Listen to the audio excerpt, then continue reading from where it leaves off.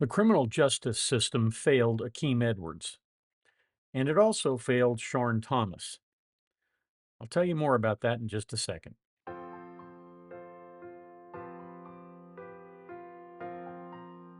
Hi, folks. Tony DeWitt again with another video on the law. Remember, I don't dispense legal advice here, and this is what we're talking about today.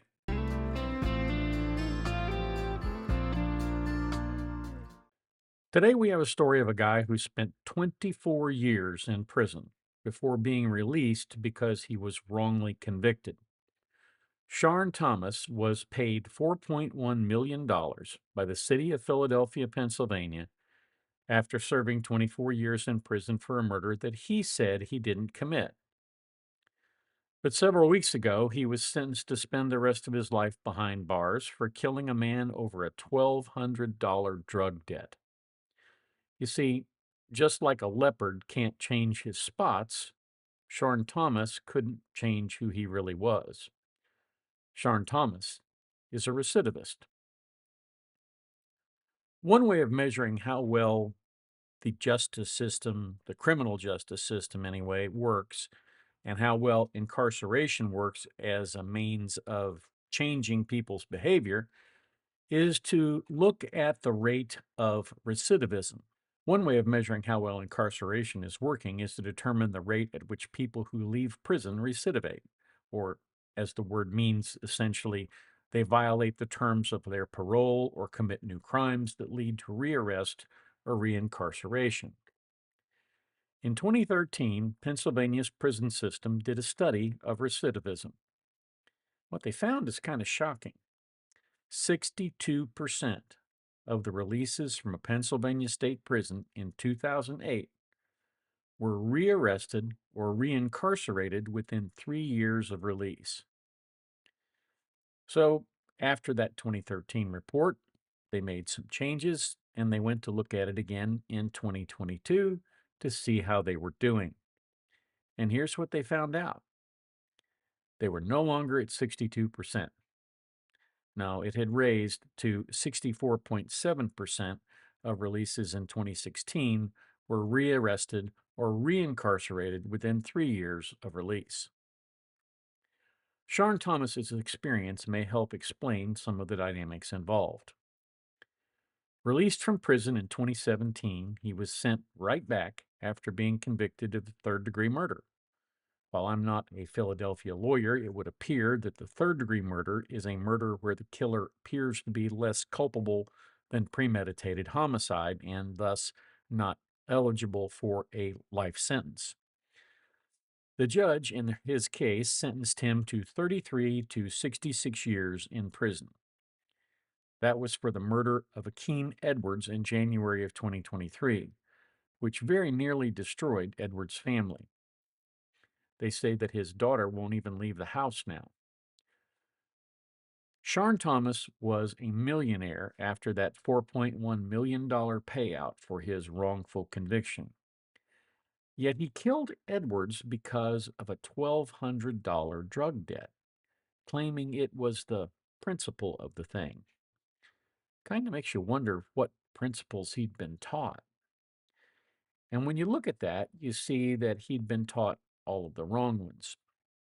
Imagine having millions of dollars, a large, expensive home, multiple cars and motorcycles, and being free to come and go as you please, and then throwing it away for $1,200. According to media reports, his family life growing up was dysfunctional, had an abusive father, but then again, don't they all say that? He was in and out of trouble, and then as a teen, he was shot, causing damage to his brain that affected his ability to reason and exercise judgment, according to one of the expert witnesses who testified on his behalf. And there might be some truth to that. At 20, he was convicted and sentenced to life in prison for the murder of Domingo Martinez. According to the Innocence Project webpage on Shaurn Thomas, Domingo Martinez was murdered on the morning of November 13, 1990, while delivering $25,000 to one of his check cashing stores in Northeast Philadelphia. When Martinez was murdered, Shaurn Thomas was in juvenile court in Center City. Police arrested him the night before for attempting to steal a motorcycle. Now, the Innocence Project took the lead in getting him released. When it finally happened, he scored big, like I said, for the wrongful conviction. After being in prison for 24 years and being let out, he was given a $4.1 million payout. And what did he do? Did he take that money, invest it, get into a nice lifestyle, not have to work for the rest of his life, maybe be able to have a second chance at a normal life? No. He went right back to selling drugs. Akeem Edwards was somebody he asked to sell drugs. Akeem apparently pocketed any profits, and that enraged Thomas. He'd been disrespected. Shaurn Thomas did not act alone in the killing. He had his girlfriend drive him around, allegedly for running errands, and then he said, let's go head over to that area where Edwards lives to see if I could go talk to him. Well, the message that Thomas sought to deliver wasn't really delivered with words, it was delivered with 9mm bullets. And as a result, Edwards dies. Now, Thomas's girlfriend, Ketra Vesey, said she saw Thomas coming up behind Edwards and she didn't know he'd even had a gun. And then he pulled his gun out from his waistband and shot him several times, then ran back to the car. He then demanded that she drive away. Afterwards, he threatened her, demanding she not cooperate with the police, saying he wasn't going back to jail. I suppose he never figured that Ketra might never have wanted to go to jail either. Being the gentlemanly guy that he was, he later put out a hit on her to try to keep her from cooperating. The hit never happened, and Thomas wound up pleading guilty and was convicted, sentenced to 33 to 66 years in the state prison. The reason that Thomas was let out of prison in the first place is police misconduct. Thomas alleged that they withheld exculpatory evidence from Thomas's lawyers, the information about the prior arrest and the fact that he was in juvenile court, and it appears that they did indeed do that. A document came out that suggested Thomas might have been in the juvenile court at the time of the killing, and that was kept from his attorneys. And of course, that's a Brady violation, which we've talked about here on the channel. Now, that's not dispositive because the timeline was not, pristine, but it raised doubts. And the prosecutors felt, the new prosecutors, I should point out, felt that they couldn't maintain the conviction. That it raised their doubts. So they worked with the Innocence Project to get him released. Now, in addition to the lawyer issue, right, withholding documents under Brady, cops were said to have threatened witnesses to the crime and sort of kept them under pressure to make statements that implicated Thomas. The police and the prosecutors at the time of the 1990 conviction acted dishonorably. Prosecutors are officers of the court, and they have a duty of fidelity to the law. They breached that duty, and they will likely never be held accountable. Likewise, neither will the police officers who did what they needed to do to get a conviction. Irrespective of the fact that evidence was less than clear that Thomas was indeed the killer, they pushed forward and secured the conviction. And perhaps if they had investigated a bit more thoroughly, and if the prosecutors had acted honorably, Thomas might have been convicted for a lesser charge, or perhaps not been convicted at all. In retrospect, it would certainly appear that Thomas might have actually been guilty of that original crime. Officially, he is not. But being wrongfully convicted isn't the same thing as being factually innocent. And it now appears, at least to me, it's my opinion, that he was not factually innocent. One would think that spending 24 years locked up in an 8x10 cage would change a man. That the person that he was that got him there would morph into someone who wanted to change, wanted to be a better person. And upon release, frankly, a miraculous release at that he would put the past behind him and work to do good.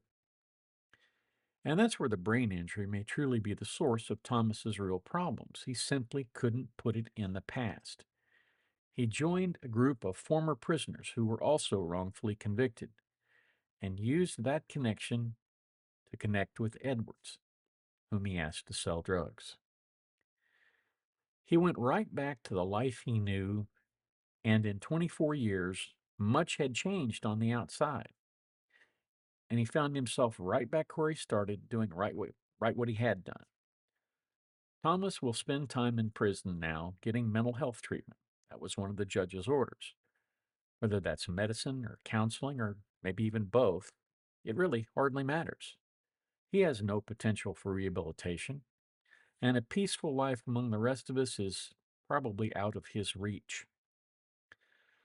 Crimes like murder, particularly murder over a $1,200 debt when you're worth millions, and you claim it was for the principle of the thing, are less about the money than they are the power and holding on to that power.